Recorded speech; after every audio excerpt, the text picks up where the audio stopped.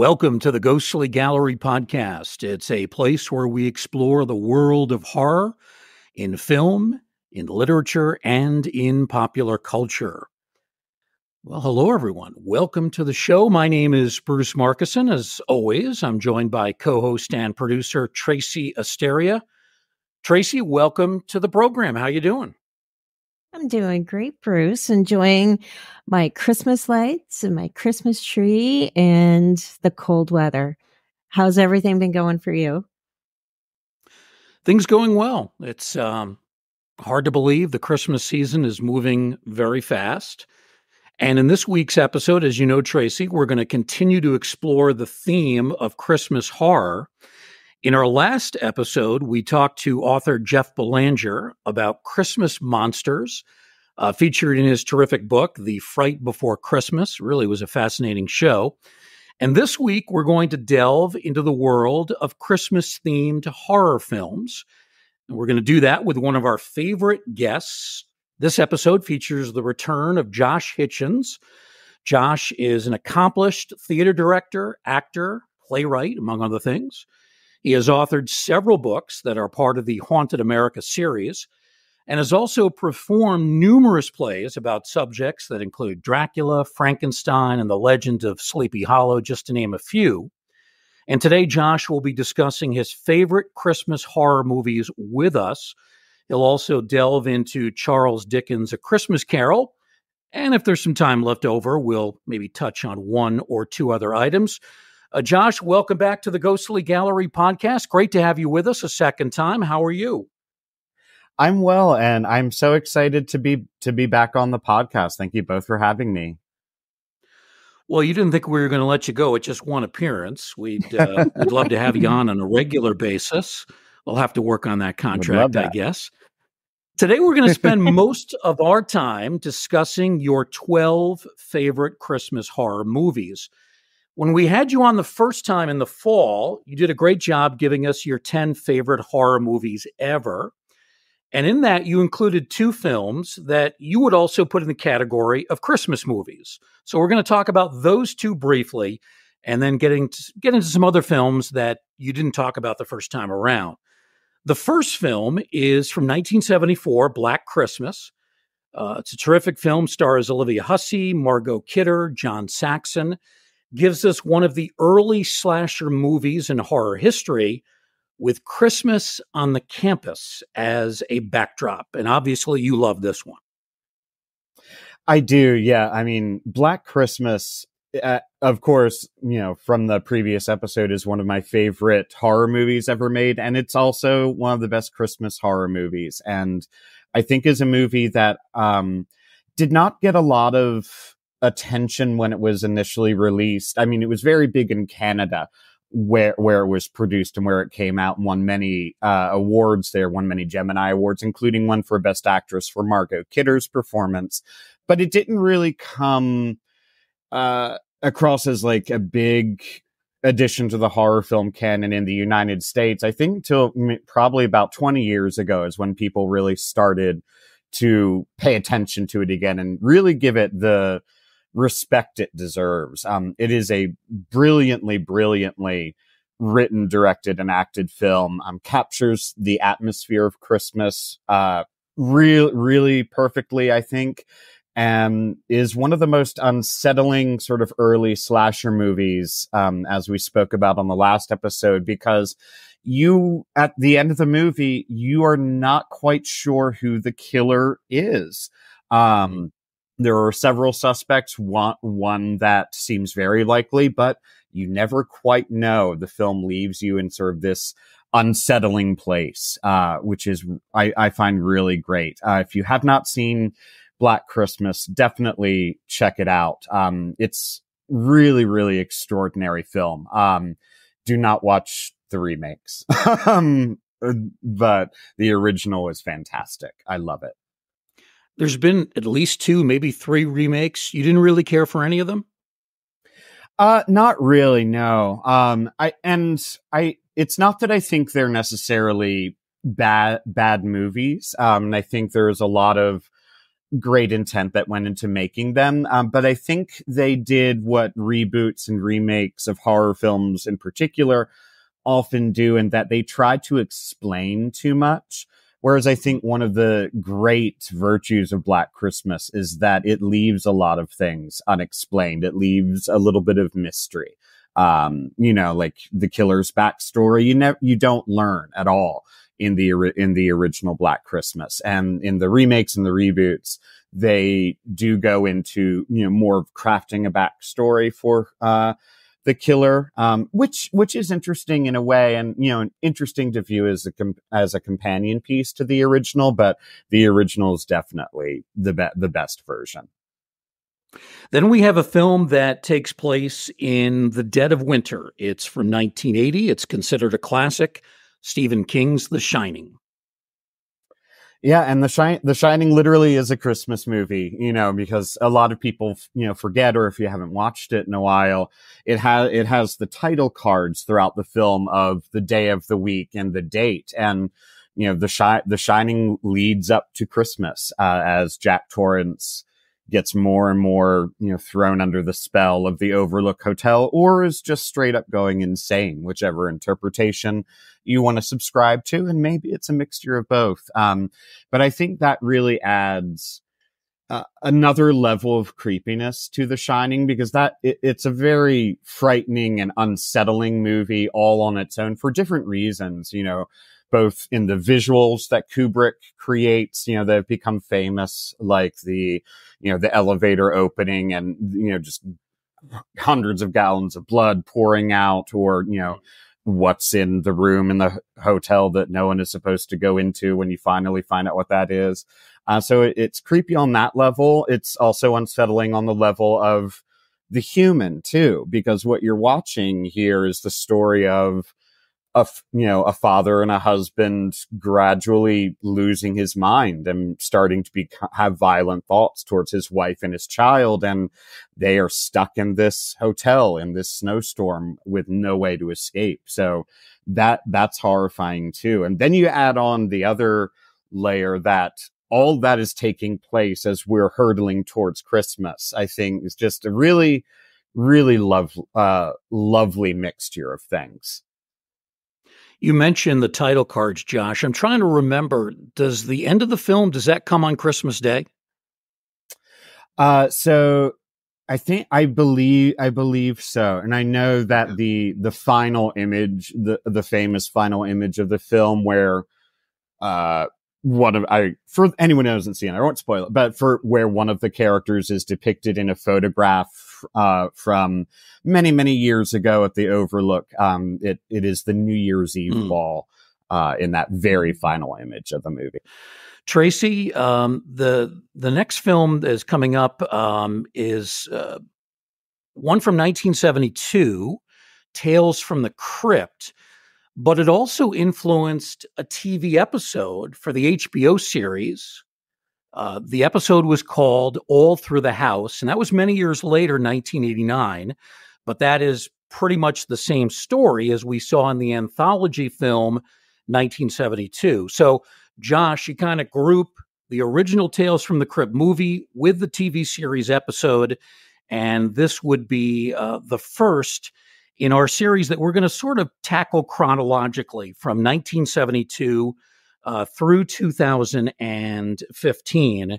Again, Tales from the Crypt, 1972, and then the TV series, 1989.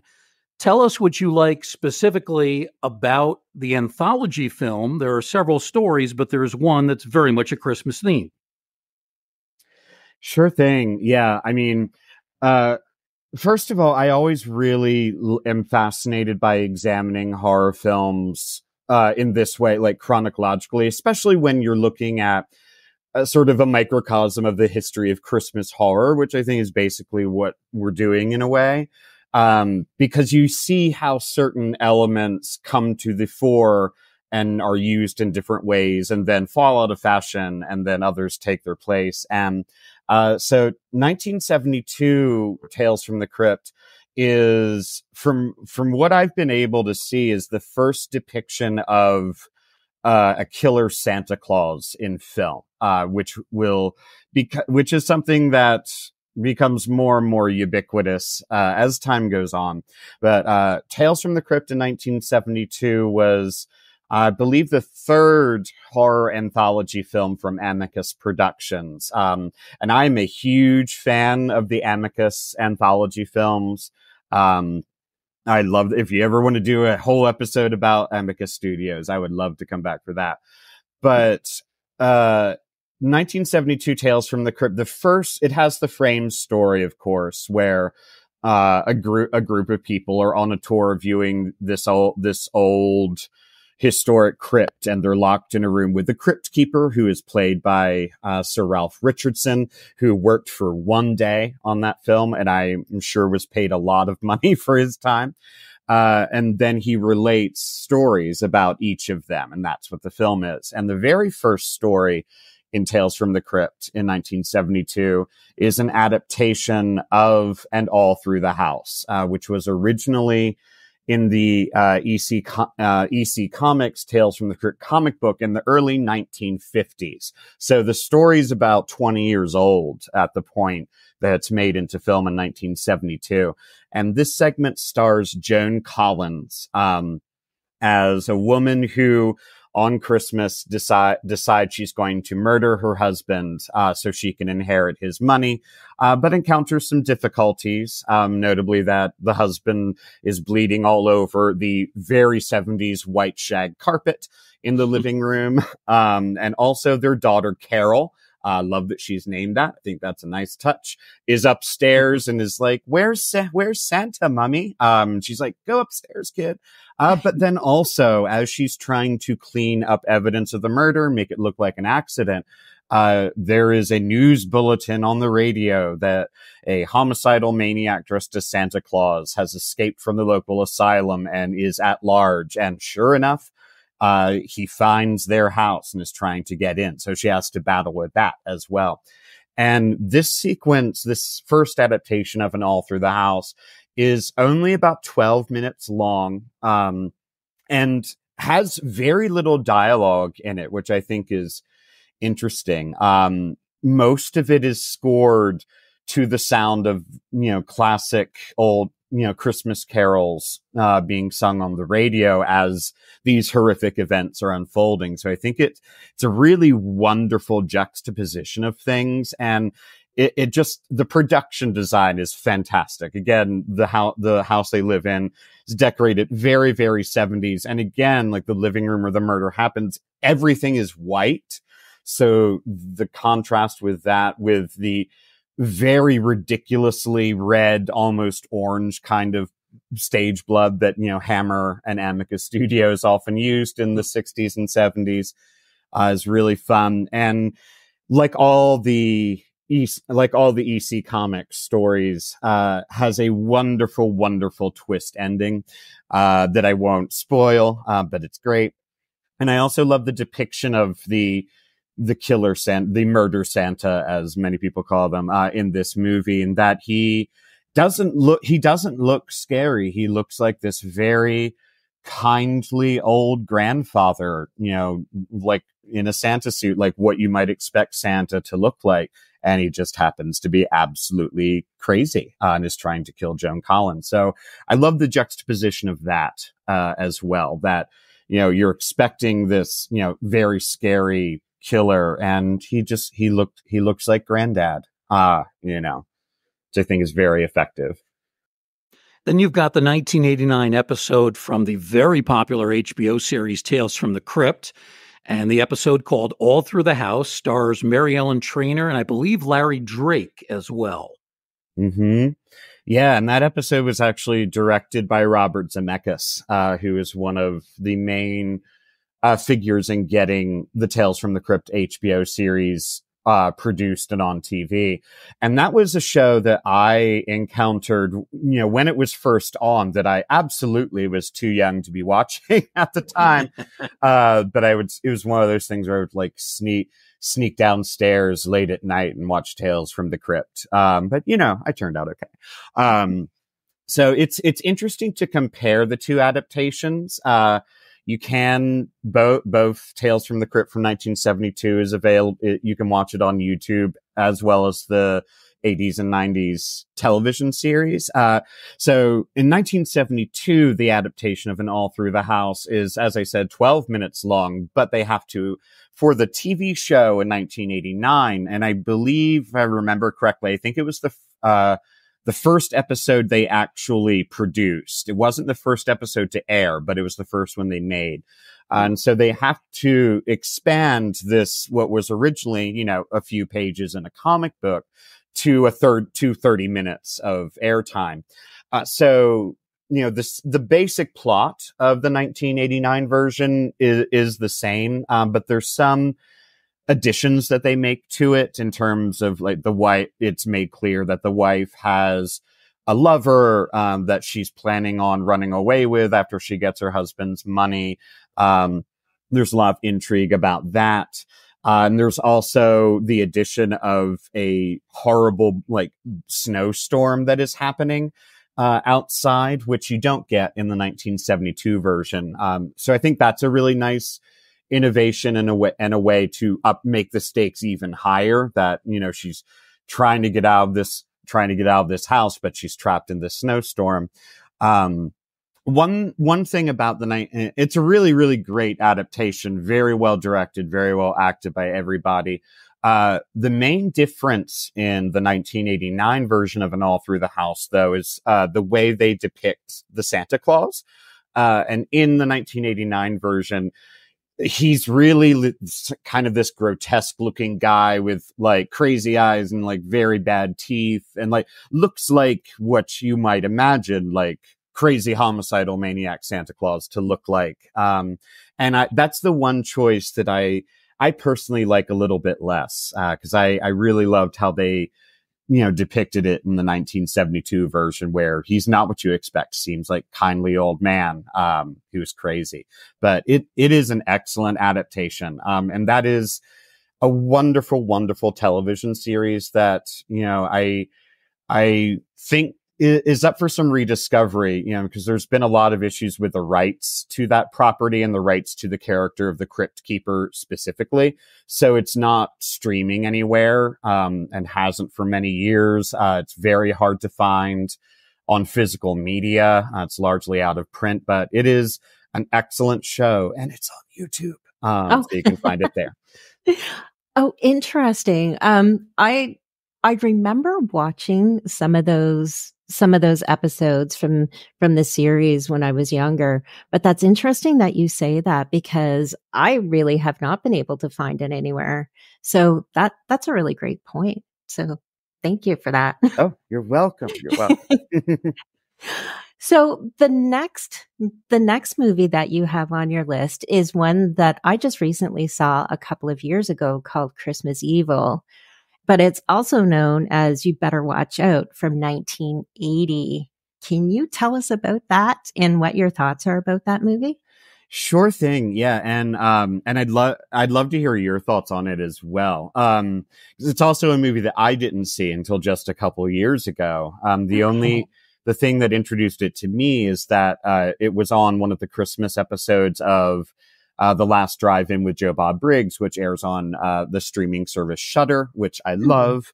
But that's how I saw it for the first time. And Christmas Evil, again, was not the first depiction of a killer Santa Claus, but is the first depiction of a killer Santa Claus in a full-length film.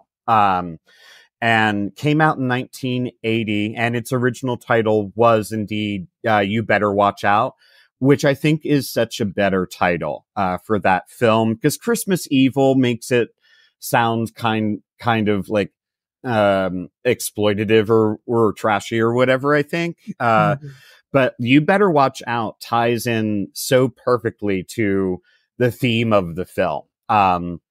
And that film is really a labor of love. And I think, like several other movies that we're going to talk about, got a bad reputation when it was released. It was in England. It was part of that big, video nasty banning, copies of films that happened, in the 1980s.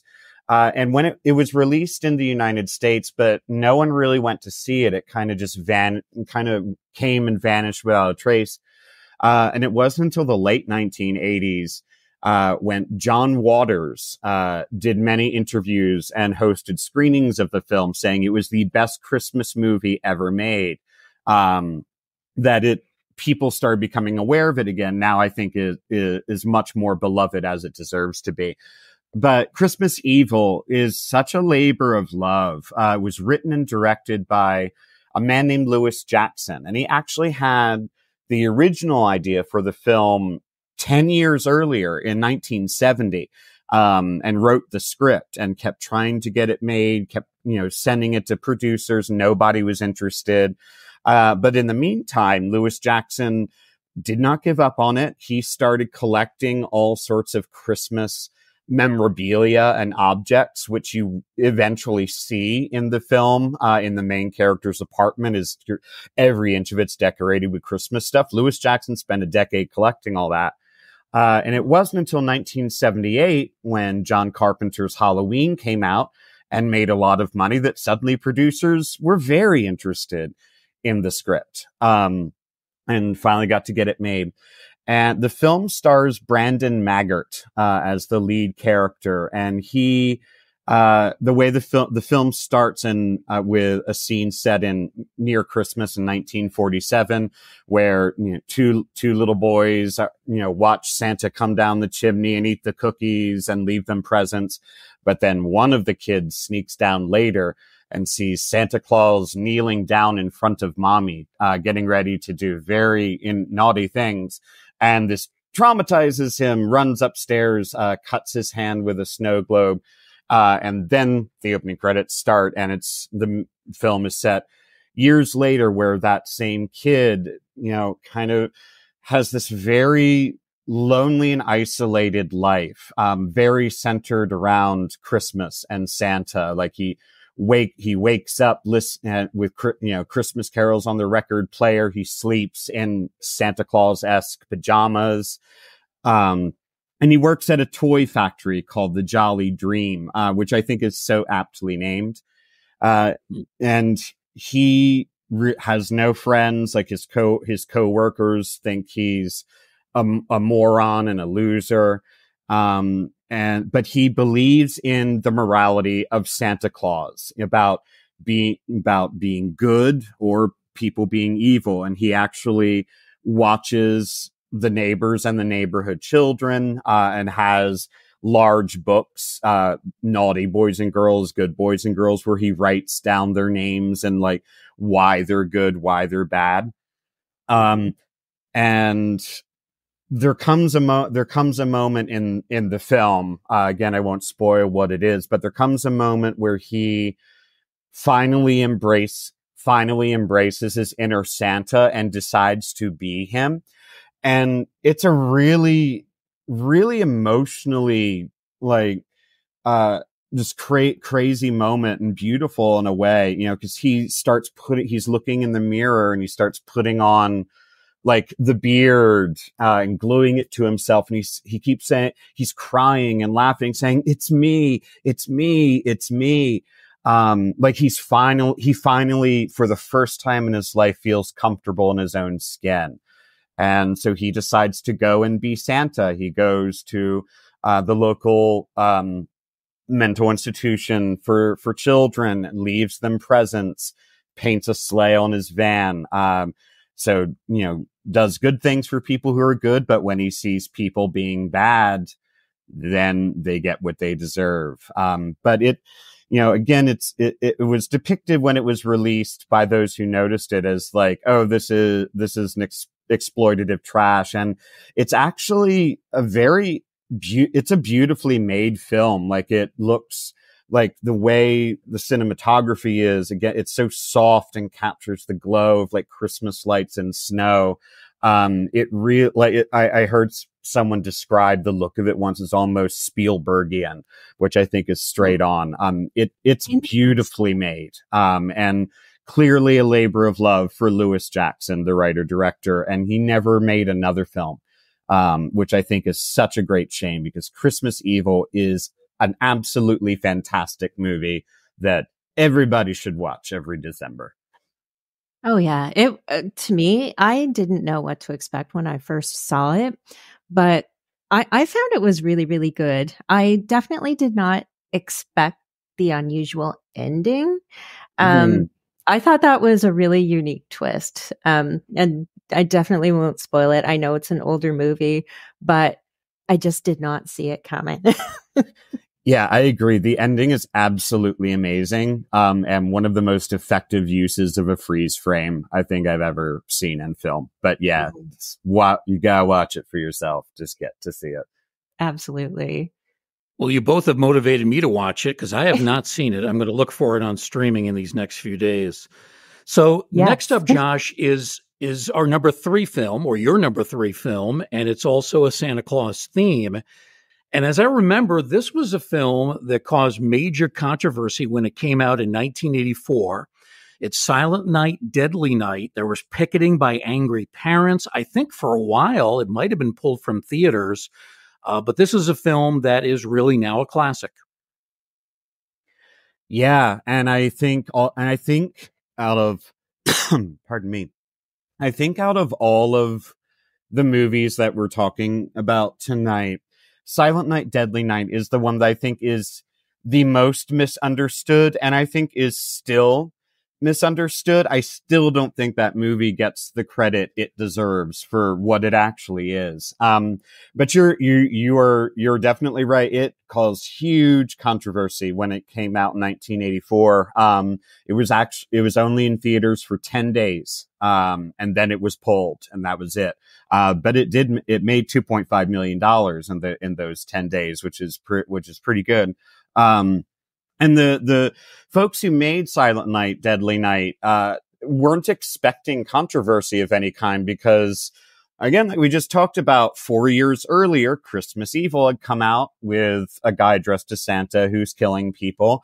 1972, Tales from the Crypt, same thing. So they're like, okay, this has been done. Like, there wasn't much hubbub about it. So they made their movie. The original title of it was Sleigh Ride. Slay. But then they changed it, before it was released, to Silent Night, Deadly Night. And a lot of the commercials for it that aired on TV at the time, depicted the killer dressed as Santa Claus, and parents were outraged, saying that their children were afraid of Santa Claus now. And Siskel and Ebert, at the height of their power, in the early to mid 1980s on their TV show, absolutely eviscerated this film and everyone involved in making it. They read on the air the names of the actors and the crew, and then said, "Shame on you all." And Wow. then read the names of the writer and director and said, "You have absolutely nothing to be proud of." Which is insane to think about now, that this would happen. And so Silent Night, Deadly Night got this reputation of being this very extreme, controversial film. And it is an extreme film, but I think a lot of the discourse surrounding its release, really, does such a disservice to what the movie actually is. The movie is uncomfortable to watch. The first basically 20 minutes, half hour of the film is about a young boy who watches a man dressed as Santa Claus murder his father and assault and then murder his mother in front of him. And then after that happens, he is sent to a Catholic orphanage where he encounters even more trauma. Like the nuns, aside from one of them, are not interested in helping him. They're only interested in punishing him when he acts out because of everything he's experienced, like the severe PTSD he has. And all that, it's not fun. It's not fun to watch, and it's not supposed to be. But then then the film goes to years later when the character is 18 years old and is sent out into the world, and is working at a department store, and eventually, through a series of events, finally puts on the Santa suit and starts to kill people who are doing bad things. And it's a wild ride. It also stars Linnea Quigley. And as I always say, if it's an 80s horror movie, if Tom Atkins is in it or Linnea Quigley is in it, you watch it because it's going to be worth your time. And she has a very, very, memorable kill in this film involving a set of deer antlers on the wall. And that's all I'll say. But, oh, goodness. and I don't mean to say that like Silent Night, Deadly Night is all like bleak. Like there is some there are really great moments of humor in it as well. It's very well balanced in that way. But what I was not expecting when I first saw Silent Night, Deadly Night, because I watched it for the first time a couple years ago when I was doing the 12 Nights of Terror series on my Hitchens on Horror podcast. And I was like, oh yeah, this is like the controversial, Killer Santa movie. Definitely going to watch it. But what I wasn't expecting is that the end of the movie made me cry. And I won't, give away what the ending is, but what I think I never hear anyone talk about this film is that what this movie is actually about is it is a character study of a person who as a child was severely traumatized and mentally harmed. And as he's growing up, like the adults see that this kid is obviously in pain and distress and they don't do anything to help him. And then, of course, that comes out and carries through when he's an adult as well in the way it does. It's actually one of the most effective and honestly most truthful movies I've ever watched that is about the effects of trauma on children. And like it's a movie made with very serious intent.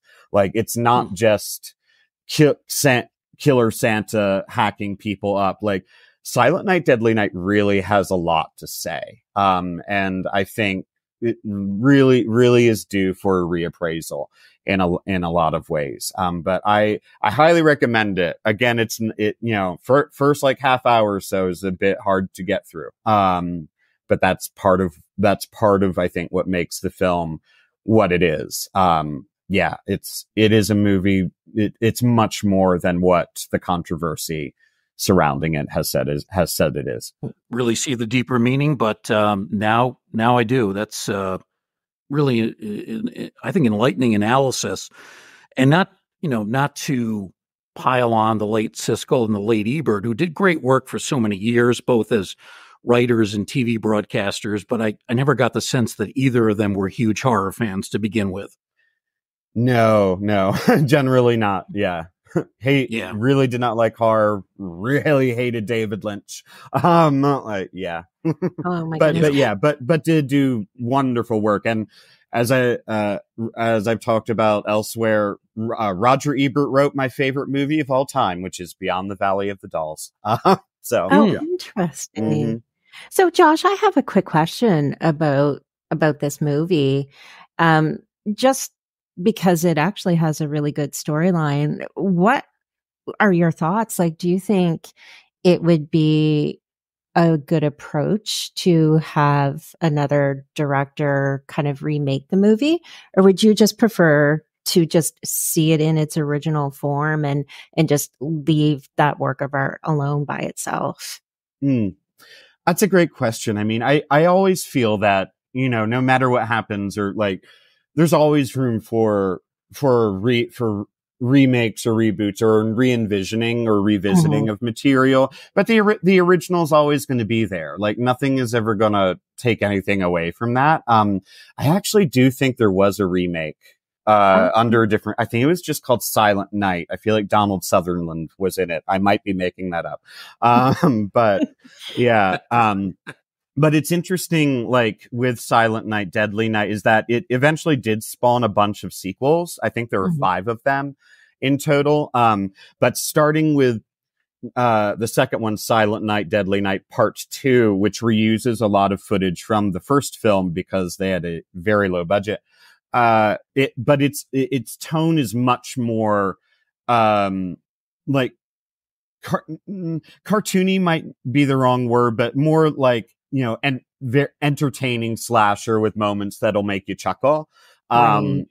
So I think that also plays a part in the first movie perhaps not being seen wholly for what it is, because the rest of the series is more superficial in tone, and I don't mean that in a bad thing at all. They're really fun. It's a great holiday marathon to do, watching those 5. But the first movie is definitely different in tone. Okay. Oh, thank you. I think I'm going to add those to my Christmas watch list. Josh, next up is a film that's actually a French movie. I'm going to butcher the title, I know. 3615 Code Père Noël, also known by the much easier title of Deadly Games. This is one I have not seen, so fill us in on this one. Yeah, and again, this is a movie that I have to thank the folks over at Shudder and Joe Bob Briggs and Darcy the Mail Girl for featuring on one of their Christmas specials a couple years ago. But it's a movie that a lot of people aren't aware of because it actually was not released in the United States until 2018. It was made in 1989 in France. Was very well received there. But it didn't come out in the US until 2018, and then was when people finally saw it, US critics saw it, they're like, "Oh, this is a Christmas horror masterpiece," and I think it is.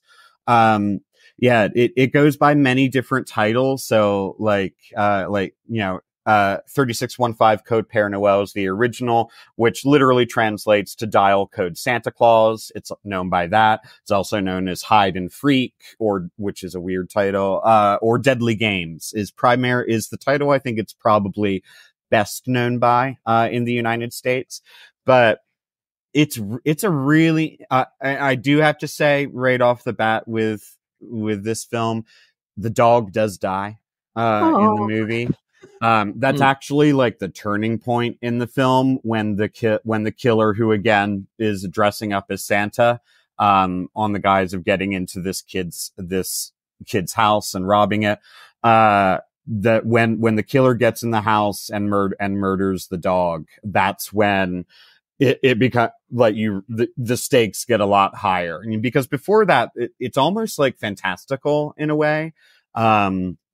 But yeah, that's when you're like, okay, this is going to be a battle to the death between, this little kid who is very, very good at, inventions and traps, and this, robber dressed as Santa Claus.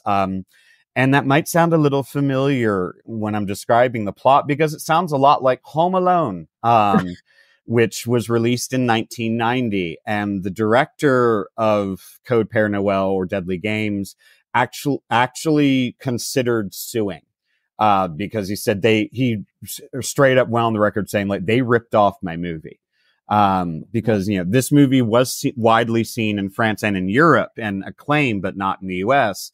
And Home Alone is very similar. Like the way the young boy's characterized is pretty much identical.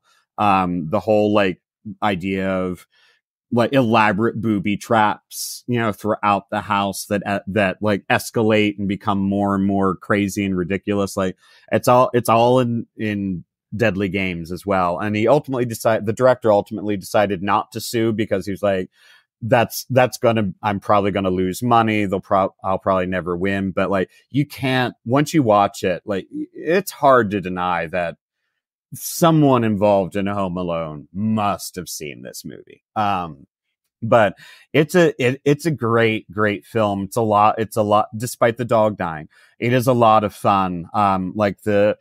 The design of the house that they lived in, there's this all these secret tunnels and chambers, and there's this big secret area in the middle that's filled with toys and stuff that, like, again, almost fantasy like. It's really interesting. And I think, like the end of Christmas Evil, has a final line, a final image that you're just like, ooh, oh wow, that hits. Yeah. It's excellent. I highly recommend it. Does it have any Oh no, comedic tone like the other movie, or is it a film that is straight serious?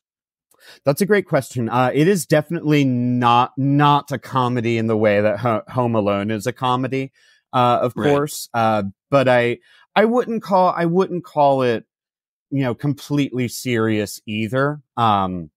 Like there is some lightness to it, and there's a lot of fun to be had, because you're seeing this kid, like, like really doing well against this killer Santa dude, and you're like, yay. And it's just really fun watching his inventiveness and the ways they do that, and they keep sort of topping themselves.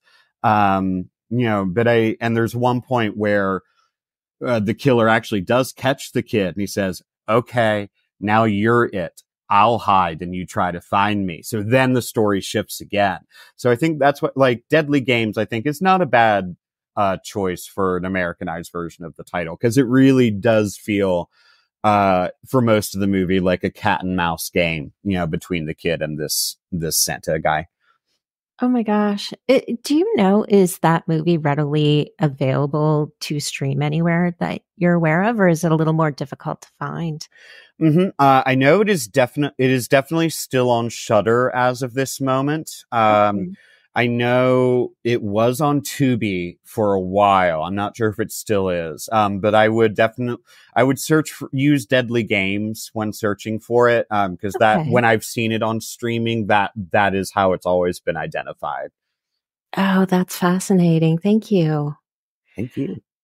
So at number 5, we have Misery, which is a 1990 classic based on a book by one of my favorite authors, Stephen King, starring the iconic Kathy Bates. Can you share your thoughts on that one? Yeah. So there's 2 Stephen King movies on my list of best Christmas horror movies. And even though, like, Misery isn't explicitly Christmas, I feel like it counts, because it's all about, it's a film set in the winter, and the entire conceit of the film, especially at the beginning, revolves around the fact that there's been this immense blizzard, and they're in this isolated house together. So there, in spite of its horror, like, there's also a warmth to the film version of Misery that I think, goes along with the Christmas season very well. It's directed by Rob Reiner, who along with Misery also directed probably the best, I think, adaptation of a Stephen King work, Stand By Me, also in the 80s. I wish Rob Reiner did more Stephen King, so I feel like he's one of very few directors that really adapts King well. And there's a lot that don't. And it's a great script by William Goldman, who, of course, like, won the Oscar for writing All the President's Men in the 1970s. So, like, the script is amazing. The actors are amazing. I mean, of course, you have, Kathy Bates and James Caan, as the central characters, but in the supporting cast, a lot of which were invented for the movie, you have Lauren Bacall as, Paul Sheldon's agent. You have Richard Farnsworth and Frances Sternhagen, who just very recently passed away, as the sheriff and his wife who are investigating, providing comic relief. So it's a small movie, a chamber piece, and that's what I think makes it really frightening at times, because, you're kind of like Paul Sheldon, the writer who's been imprisoned by Annie Wilkes, and that, like, you're in this place and you can't get out. And just, I mean, watching Kathy Bates has, of course, gone on to give many other amazing, brilliant performances in movies, but there's something I think very special about her work as Annie Wilkes in Misery, because, it wasn't her first film, but it was her first big role, first leading role in a film. And I feel like watching Misery, you're just watching an actor who's been working for years, like in theater, regionally, and then on Broadway, was highly, highly respected as a theater actor, but just blossoming in front of the camera. And like the first moment, you know, because at first she seems very nice and angelic nurse. But that first moment where she loses it and like, you know, you see that there's something really wrong with her. And that's all. And it's all done in one take. Like you just see her completely change, like her personality completely change. Like she's become a completely different person and then go back again. And I feel like that's the reason why, one of the reasons why, like, she won the Oscar for Best Actress for that performance. Cause like sometimes like a performance like that comes along and it's just so undeniably good and unique. Like the performer is so unique that like, just yes, you deserve all the awards for this. Yeah. It's an excellent movie. And I have a great affection for the book. Cause I read the book, the book's one, I think Stephen King's best as well. Mm-hmm. And I read it for the very first time in the winter time, when I was in middle school, I think. And there was a big snowstorm that had happened outside and I was also sick with the flu. And my mom was going to Walmart or something to get stuff. And she asked me if I wanted anything. And I'd read several Stephen King books by then. I was like, if they have Misery, could you get that for me? And they did have Misery. And she brought it back. And the edition I had like all these snowflakes on the cover. And I laid in my bed and read the book from cover to cover in a day.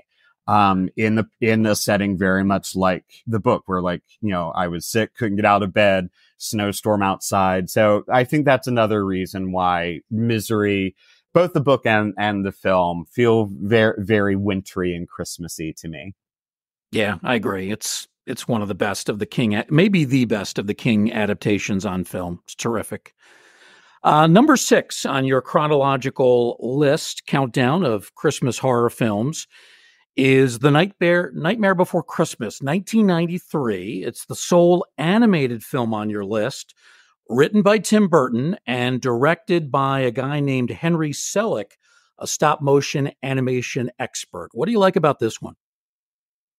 So this is a movie that is very, very close to my heart, as it is with many people.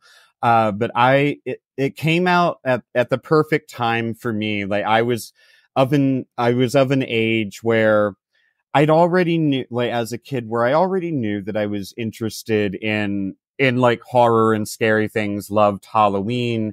And I feel like, at least in my mindset back then when I was little, that like you were either like a Halloween person or you were a Christmas person, you know, like one or the other.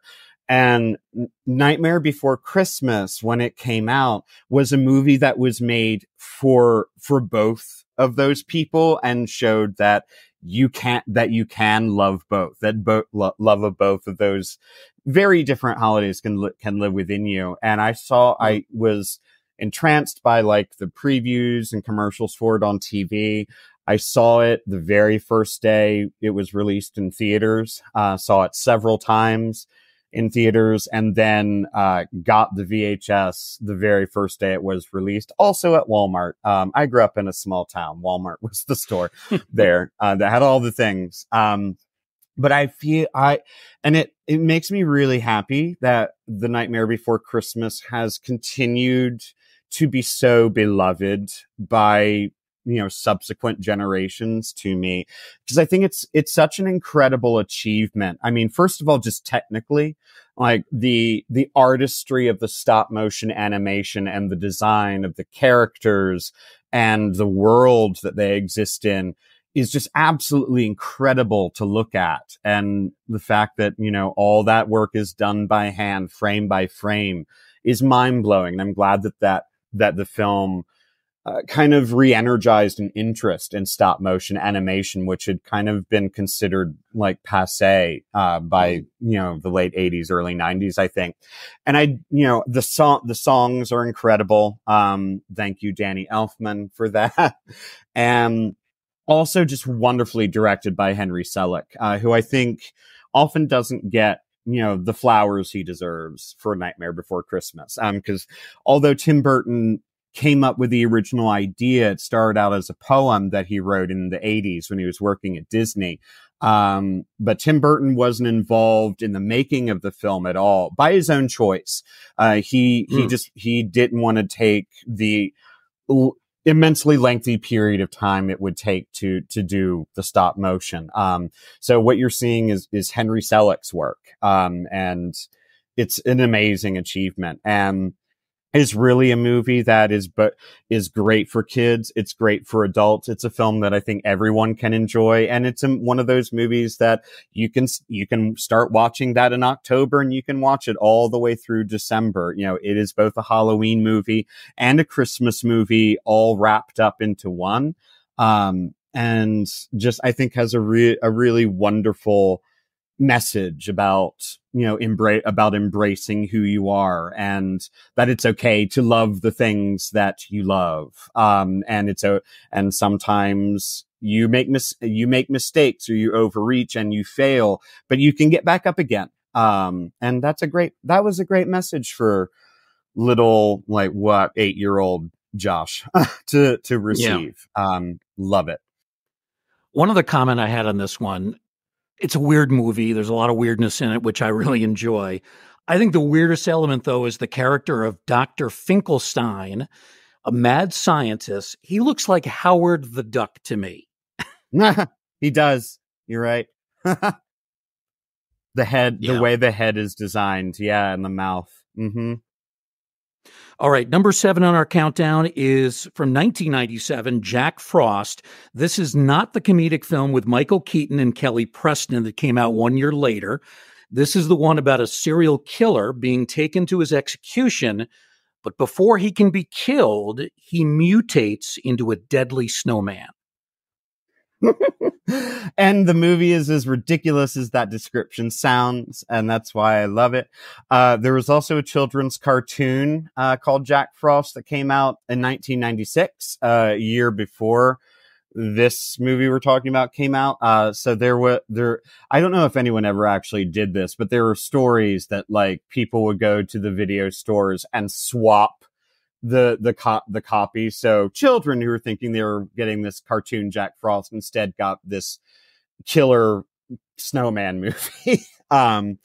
Yeah, Jack Frost is like Christmas Evil, was very much a labor of love by Michael Cooney, who both wrote and directed it. And he directed it because they didn't have the money to hire a director. So he decided to do it himself.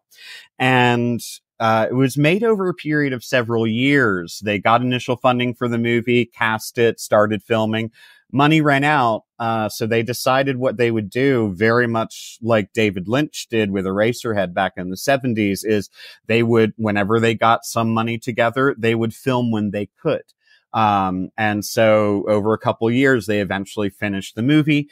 Was never released in theaters. It was direct to video in 1997, which, at that time, no one paid much, very few people paid attention to direct to video, releases, even though there's a lot of gold, especially in the horror genre with direct to VHS. And Jack Frost, I think, is a movie that, again, really, really deserves some more love. It is very funny. It is, I think, one of the few examples I've seen in a movie where it is true camp. Because, for one thing, the actors in the movie are all phenomenal. They're all character actors that you've seen in a million movies or a million TV shows, but you don't know their name, but you see them like, oh, I've seen that person before. And they're all great. And they all give it 100, treat this movie 100% seriously. no matter how ridiculous the lines that they are saying are, no matter how absurd the plot is, they are committed. And that, I think, that's why it's so funny, and that's why it's true camp, because camp only works if you play it straight. Like, you don't play like you're in this, basically Frosty the Snowman killer movie. Yeah, it's really like Killer Frosty the Snowman set in Twin Peaks is kind of what Jack Frost is like. The town is called Snowmonton. And it's just filled with these quirky people, dealing with a killer snowman. It's delightful. I highly recommend it. It's a wonderful, wonderful fun ride. Oh, that is interesting. It's been a really long time since I've seen Jack Frost. I'll have to go back and revisit that one for sure. So this next one, Josh, I was really happy to see this on your list. It comes in at number 8 at 30 Days of Night from 2007. Mm-hmm. Yeah, and again, this is kind of in the same vein as Misery, where it's not explicitly set around Christmas, but it is a film of winter. And I think just it's so good to watch during this time. Whenever we have the first big snow of the year, which, who knows if that's going to happen in Philadelphia this year. It didn't happen last year, but like 30 Days of Night is the movie I'll put on when that happens. And it is, I think, one of the most interesting vampire movies I've seen, like a truly original attack on the vampire story. So 30 Days of Night, was originally intended to be a film. They couldn't get the funding. They turned it into a graphic novel, which did really well, and then were able to make it into a movie. But it is set in a town in Alaska where, and this is a real thing. There's areas of Alaska where the sun sets and does not rise again until about a month later. So it is dark for 30 days straight. And a lot of people leave the town during that time, but some people stay, cause, might drive some people nuts, would drive me nuts. But so 30 Days of Night takes that real situation and then says, what if vampires knew about that? And so in this town, when the sun sets, it's not going to rise again for a month. A crew of vampires arrive, and on the first, and like, don't have to worry about the sun for all this time. So the first night they slaughter almost everyone in the town. And that is such a frightening and also beautiful sequence to look at in a way. Cause, there's this shot that, like, the camera just pans up and up and up, like it's, the bird's eye view. And you just see this small town with like snow everywhere and just these trails of blood in the snow. But there are a small band of survivors who survive that night, and they're trying to both get to the time when stay alive until the sun rises again, but also eventually try and stop the vampires, because they realize what this crew of vampires does is they travel throughout the world to places like this. So if they don't stop them, they're just going to go do it somewhere else. And the vampires in this movie, I think, are really refreshing in a way, because we're so used to like sexy vampires or quirky vampires, I feel. But the vampires in 30 Days of Night are feral creatures. They're disgusting to look at. Like they are covered in blood, like their mouths and faces and like torsos are just covered in blood, because they feed, and why would they wash their face? They don't. And their fingernails are long and dirty and like have this blood and flesh in them. So like they're not attractive vampires. They are actually monstrous vampires, which I feel like you don't see very often in horror. But it's such an interesting movie. And again, if you're in a place where you get a big snow, 30 Days of Night's a really good horror flick to put on, especially around the holiday time. Yeah, it's a great one. It's terrific. And I think it's the only vampire film on this list, right? It is. Yeah. Mm-hmm. Yeah. Yeah. That's interesting. All right, Josh, let's wrap up your chronological countdown before we get to your number one horror film for the Christmas season. So at number 9 in the chronology is from 2015, Krampus. This one is a combination of horror and black comedy. Great cast led by Toni Collette and Adam Scott. I love it. Obviously, you do too. Yeah, and I feel like 2015 was the year that like mainstream cinema discovered Krampus existed. Because in 2015, this movie came out, written and directed by Michael Dougherty, who is also responsible for Trick or Treat, I would say like one of the top 3 Halloween movies ever made. Krampus is his second film. But also released in 2015 was the movie A Christmas Horror Story, which features Krampus, and that's an anthology Christmas horror film as well. That is also really fun to look at. But there had been a direct-to-video Krampus movie a couple years earlier, I think in 2012 or 2013, but 2015 and beyond is really when horror movies were like, oh, there's this whole other mythological creature we can use and exploit for terror. And Krampus, Mike Dougherty's 2015 film, like you said, like I think it's such a perfect blend of horror and comedy, which really I think comes from the writer-director Mike Dougherty's sensibility, because Trick or Treat is very similar to that, in that there are moments that are really legitimately scary, and also moments that are laugh out loud funny. There are moments that are heartwarming. Like the way he writes and the actors he casts, like the characters are always fully fleshed out human beings. You care about them. You care about what happens to them. And I think it's just such a wonderful film. And I love that for Krampus, they used practical effects for almost all of it. And it's, I think another rich theme of mythology to draw upon, and like, cause we have the whole, murder Santa thing. And one thing I didn't mention in talking about Deadly Games is that in France, like there's Père Noël, who's Santa Claus, but there's also Père Fouettard, who is like the dark Santa Claus who punishes naughty children and adults. And Krampus is another version of that, so I think it provides such a great seed for horror, that there is this being that if you're bad, or if you lose your belief in Christmas and the spirit of it and what it means, that you're going to be punished for that. And that is its purpose. I was interested because I know, Bruce, you featured Krampus on the Ghostly Gallery Facebook page just a couple days ago. And I noticed you mentioned, I think the bleakness of the ending. Can you talk to me a little bit about that? Well, I guess I have to give away the ending if I do that. But it's, well, I don't want to completely give it away.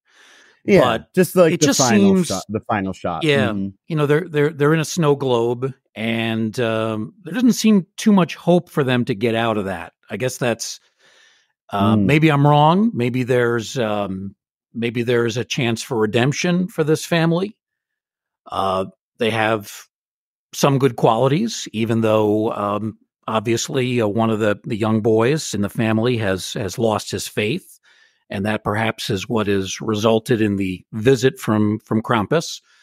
But yeah, I kind of got the sense that there was no returning from that. Now, maybe I'm wrong in that interpretation. That was kind of what I felt. You have a different view? No, yeah, I totally see that. And why I wanted to bring it up, because like I always felt more, maybe a little less bleak, which is unusual for me. I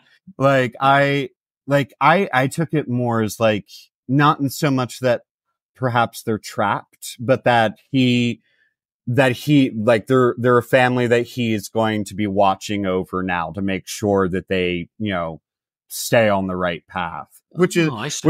I Okay. suppose, definitely a more optimistic way, but I think, again, I think it's so fun because I think both of those interpretations work equally well. Hmm.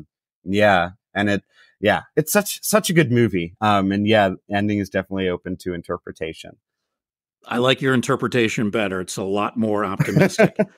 All right, Josh, that brings us to your number one Christmas horror movie. The previous 9, we went chronologically from 1972 to 2015.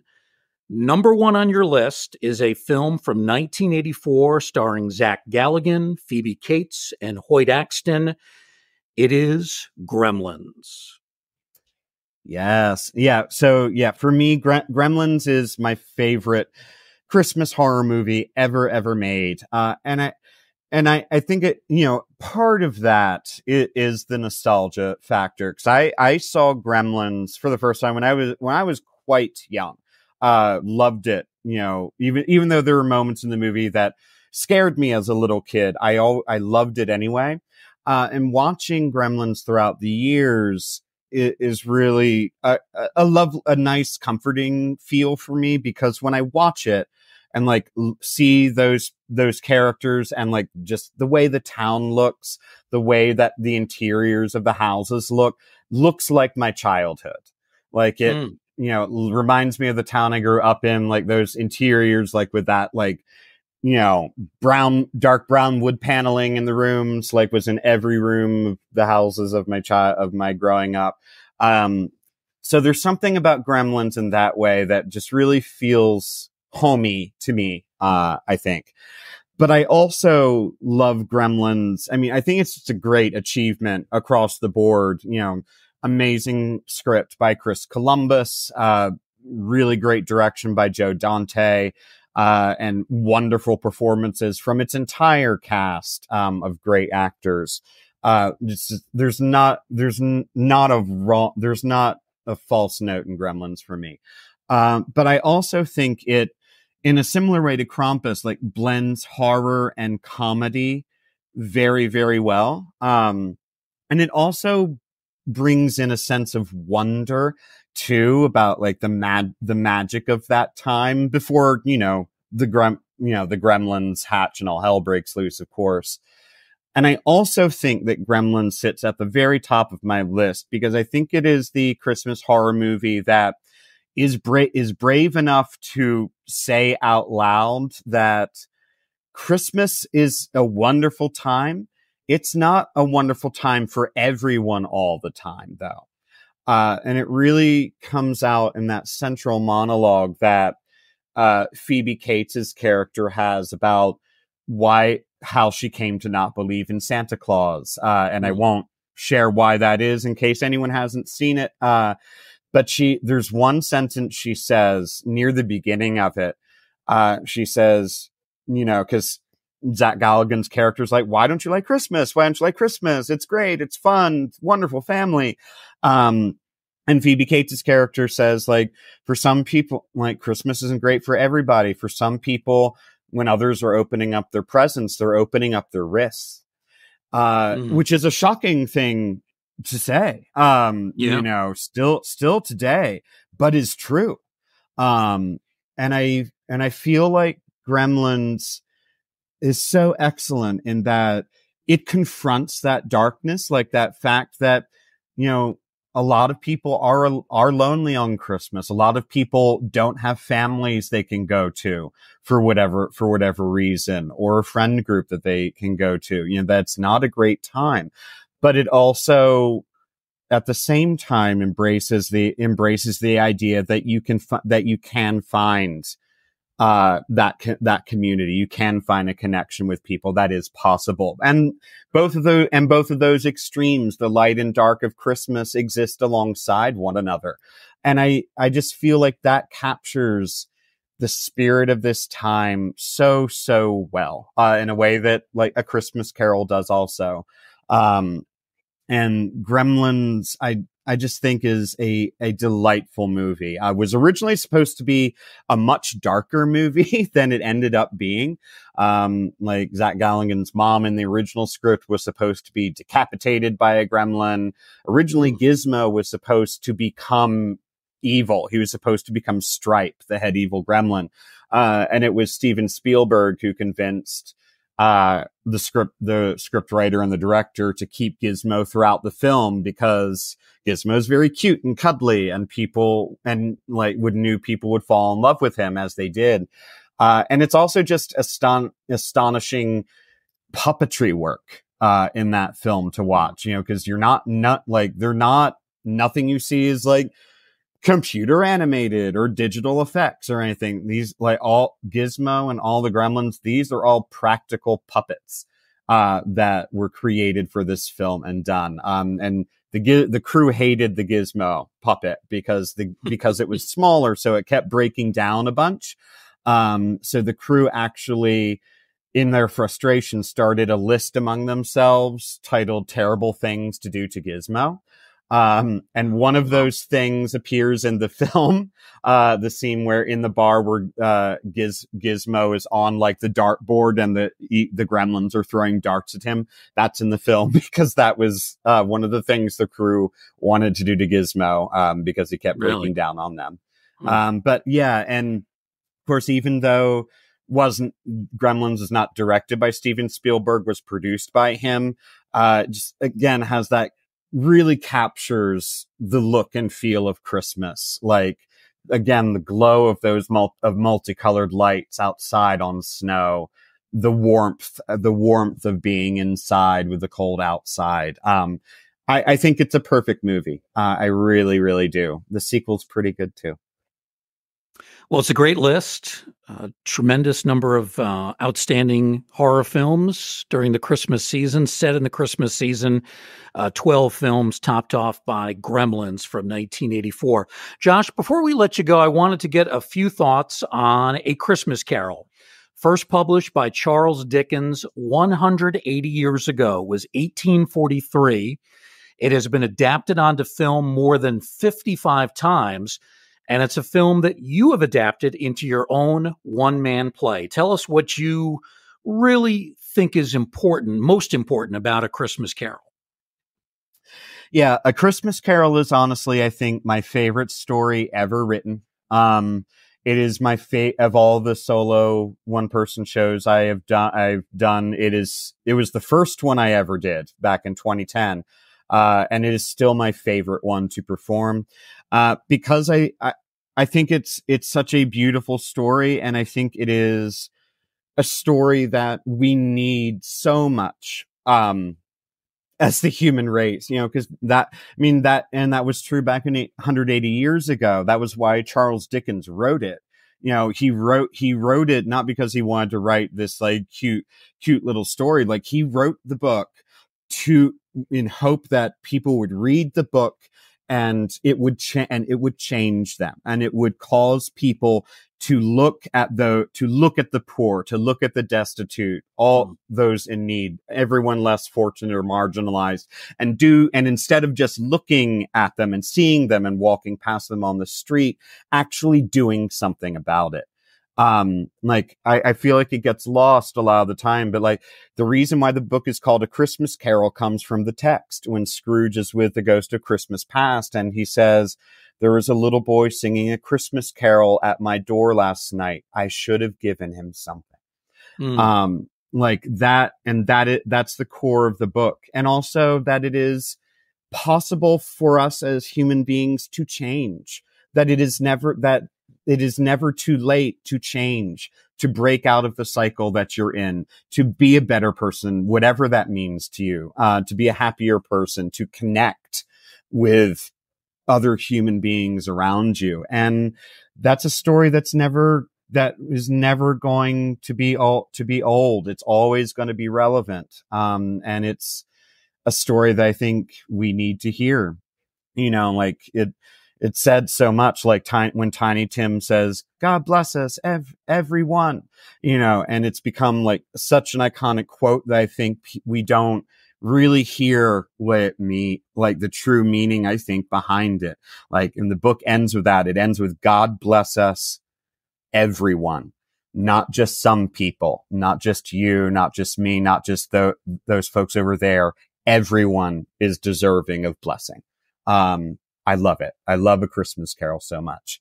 The 1984 George C. Scott is my favorite film version of it as well, although there are many great ones. Yeah, that's what I was going to ask both you and Bruce, what your favorite adaptations of A Christmas Carol are. So yours is the George C. Scott. Bruce, did you have a favorite adaptation? Well, I do like the George C. Scott one. That's an excellent choice by Josh. My favorite has always been the one from 1970, which is a musical, but also is very dramatic and really has tinges of a horror film. It is called simply Scrooge. It stars Albert Finney. Beautifully filmed, just wonderful sets, both indoors and outdoors, and has some pretty frightening moments. I've made the argument that I think it's a horror film, even though maybe some would not agree. So I would go with 1970 Scrooge. How about you, Tracy? Do you have one that you like? I do. My favorite is it's the Christmas Carol, but it's also known as Scrooge from 1951, starring Alistair Sim as Ebenezer Scrooge. Just that is my absolute favorite story. I watch it every Christmas Eve. Yeah, I think both of the ones you said, I think are all are so good. So, like excellent versions. Well, Josh, as always, this has been great. We really appreciate your thoughts, your top 12 Christmas horror films, and also some very poignant thoughts on A Christmas Carol and its continuing significance and meaning in culture. Josh has a website, joshhitchens.com. You can find him on Facebook as well. He does it all. He is an actor, an author, theater director, playwright, just a wealth of knowledge about the genre of horror in so many different areas, both with written word and on stage and on screen. Josh, thank you. We appreciate it. Merry Christmas to you also. Merry Christmas to you both. Thank you so much for having me on. Our guest, Josh Hitchens. Merry Christmas as well to my co-host and producer, Tracy Asteria, who does such a wonderful job. Hope your holiday is a good one, Tracy. Thank you for being with us. We hope you've enjoyed this Museum of the Macabre, and we hope that you'll join us again next time right here in the Ghostly Gallery.